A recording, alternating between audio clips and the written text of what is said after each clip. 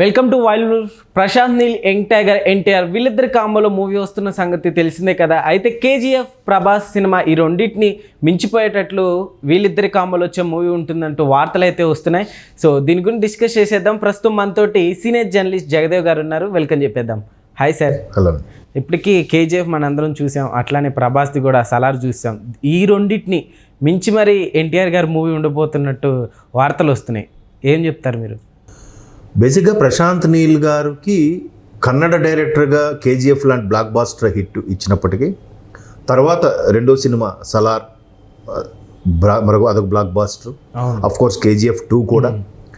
ఇప్పుడు ఎన్టీఆర్తో ఆయన ఉర్రూతులు మరి ఇప్పుడు ఎన్టీఆర్తో చేస్తానా అంటే ఆల్రౌండర్ కదా ఎన్టీఆర్. యంగ్ టైగర్ ఏది ఇచ్చినా అవలేలుగా చేసేస్తాడు ఆయన.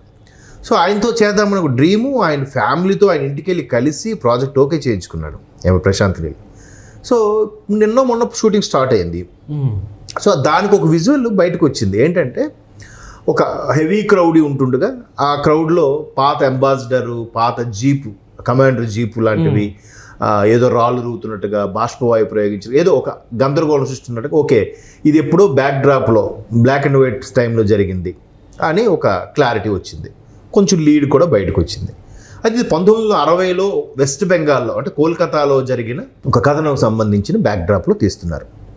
సో ప్రశాంత్ నీల్ మూవీ అంటేనే ఆయన ఒక డార్క్ షేడు, గ్రే షేడుతో మూవీస్ ఉంటాయి. మీరు సలార్ చూడండి, కేజీఎఫ్ చూడండి, కేజీఎఫ్ 2 చూడండి. సో ఇక్కడ కూడా అదే షేడ్లో మనకు కనపడింది ఆ ఫోటో ఏదైతే ఉందో. ప్రశాంత్ నీల్ మైక్లో ఎట్లా చెప్తున్నారు, అక్కడ క్రౌడ్ అంటున్నారు.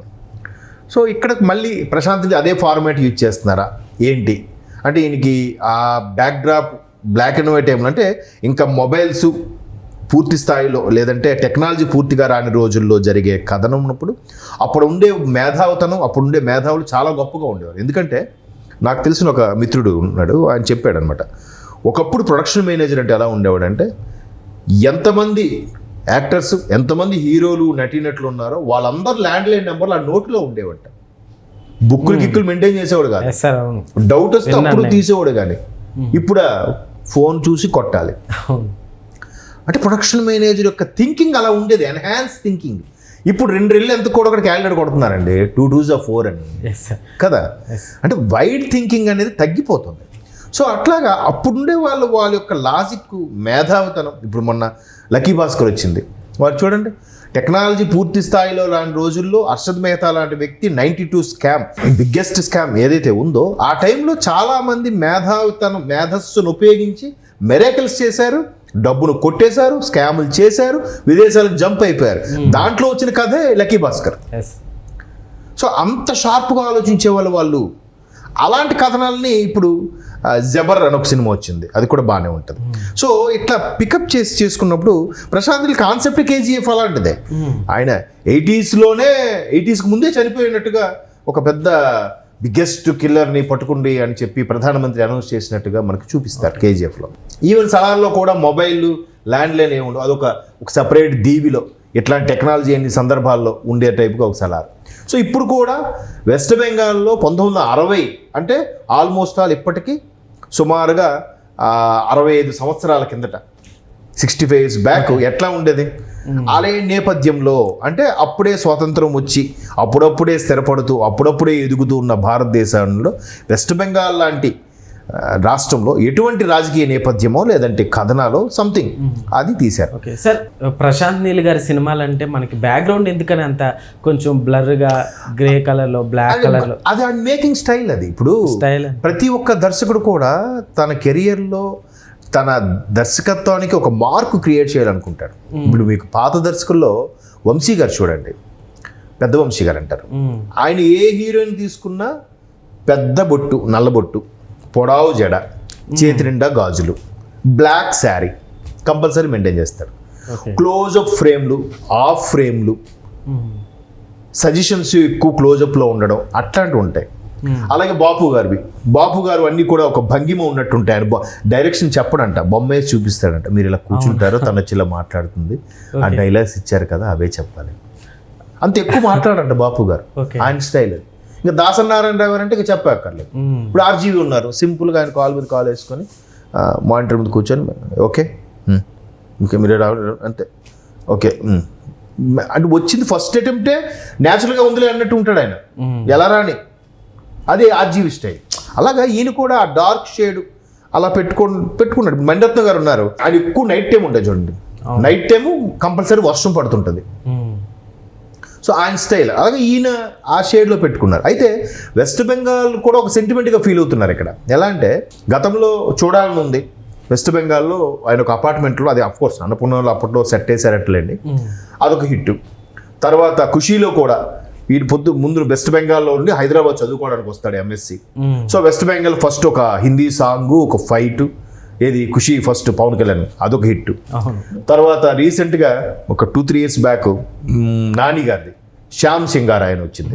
అంటే మన శ్రీశ్రీ గారికి సమకాలీన ఒక రైటర్, అంటే ఆడవాళ్ళకి ఒక సపోర్టివ్గా ఉండి అప్పుడు జరుగుతున్న సొసైటీలో ఉండే చెడుని, అంటరానితనాన్ని, లేదంటే కొన్ని రకాల రుగ్మతల్ని మాపు చేసేలాగా ఒక బలమైన రచనలు రాశాడంట ఆయన బెంగాల్లో. బట్ వాళ్ళ మదరు సంథింగ్ ఏదో తెలుగువారు అన్నట్టుగా విన్నాను నేను రియల్ లైఫ్లో. సో ఆయన బేస్ చేసుకున్న శ్యామ్ సింగారాయ్ కూడా ఒక మోస్తరుగా సూపర్ హిట్ అయింది. చాలామంది ఏమన్నారంటే ఇదే క్యారెక్టర్ పవన్ కళ్యాణ్ గారికి ఇంకా బాగుండేదని కూడా చాలామంది అనుకున్నారు అప్పట్లో. అఫ్కోర్స్ నాని గారు కూడా న్యాయం చేశారు. సో ఇక్కడ మళ్ళీ వెస్ట్ బెంగాల్ అంటే ఎన్టీఆర్ గారు ఏ పాత్ర చేయలేడు చెప్పండి. ఆయన అబ్బాయి ఇది చేయలేదు, ఇది రాదు, పాటలు పాడేస్తాడు, డ్యాన్స్ చేసేస్తాడు, కామెడీ చేస్తాడు, ఏడిపించేస్తాడు, ఫైట్స్ సూపరు. అదుర్స్ లాంటి క్యారెక్టర్ అయితే పంతుల క్యారెక్టర్ ఎరగేసాడు ఆ సెపరేట్ యాక్సెంట్తో. ఓకే సార్, అట్లనే ఇప్పుడు ఎన్టీఆర్ గారితో సినిమా అంటే డైరెక్టర్లు భయపడతారంట, నిజమేనా? ఎందుకని అంటే ఎన్టీఆర్ గారు లాంటి టాలెంటెడ్ పర్సన్ని ఎలా చూపించాలి ఆ పరంగా అయితే భయం కాదు, ఒక అటెన్షన్. అరే ఎందుకంటే కోన వెంకట్ లాంటి సీనియర్ మోస్ట్ రైటర్ కూడా ఈయనకి అదృష్ట రైటర్ శాస్త్రం చేయగలడా లేదా అని చిన్న డౌట్ పట్టాడు. జర్నలిస్ట్ ఆర్జీవి గారిని అడిగితే ఆర్జీవి గారు చెప్పారనమాట, నాకు అంత టాలెంట్ లేదు అని చెప్పారు. ఈవెన్ చిరంజీవి కూడా ఒకసారి కృష్ణవంశీ గారి గురించి చెప్పారు, అమ్మో కృష్ణవంశీతో నేను చేయనబ్బా, ఎందుకంటే ఒక్కొక్క సీను పర్ఫెక్ట్గా రావడానికి 10 టేకులు 20 టేకులు అంటాడు, అంత ఓపిక నాకు లేదన్నారు. అంటే వెటకారంగా, అంటే పర్ఫెక్షనిస్టులు వాళ్ళు. సో అలాంటి సందర్భంలో ఏది ఇచ్చినా సింగిల్ టేక్లో చేసేస్తాడంట. ఒక 5 పేజీల డైలాగు ఇలా ఒకసారి చదువుకుంటాడంట, తర్వాత మైండ్లో ఇలా మనసు బైహార్ట్ అంటారు కదా, అట్లా అనుకుంటాడు, రెడీ టేక్ అంటాడంట. ఇప్పుడు యమదొంగలో ఎనీ డౌట్స్ వైతరిని వరకు వేటాడి డైలాగ్ ఉంది కదా. సో ఆ డైలాగు ఒక సెట్లోకి వచ్చాడంట, తారక్ ఇట్లా ఉంది అని చెప్పారంట. అని చెప్తే చూశాడంట, 5 minutes అన్నాడంట. వెళ్ళాడు, చూశాడు, మరొకసారి చదువుకున్నాడు, తర్వాత ఇలా బైహార్ట్ అనుకున్నాడంట. జగన్న రెడీ అన్నాడంట, సింగిల్ టేక్. ఇప్పుడు అలాంటి వాళ్ళకి అమ్మ వీడు అన్ని పాత్రలు చేసేస్తున్నాడు. ఇప్పుడు డైరెక్టర్కి ఎలా ఉంటుందంటే, నా సినిమాలో ఎన్టీఆర్ని భలే చూపించాడు రా, ఎన్టీఆర్ని ఇంతవరకు ఈ యాంగిల్ ఎవడు వాడలేదురా, నేను ఇలా వాడి చూపించాడు నన్ను అనుకోవాలరా అని ప్రతి డైరెక్టర్ తపన పడతాడు. సో ఆ ప్రతి డైరెక్టర్కి ఆ తపన ఉంటుంది, ఆ తపనతో కూడా భయం మీరు చెప్పేది. కొత్తగా అరే ఎన్టీఆర్ ట్రై చేయని జానర్ ఏముందా, ఆయన పౌరాణిక టైప్ కూడా చేసేసాడు, సోషియో ఫాంటసీ, అది యమదొంగ. అది కూడా ఇంకా ఈ తరం నట్లు ఎవరైనా చేయగలరా, మరి చేసాడు ఆయన.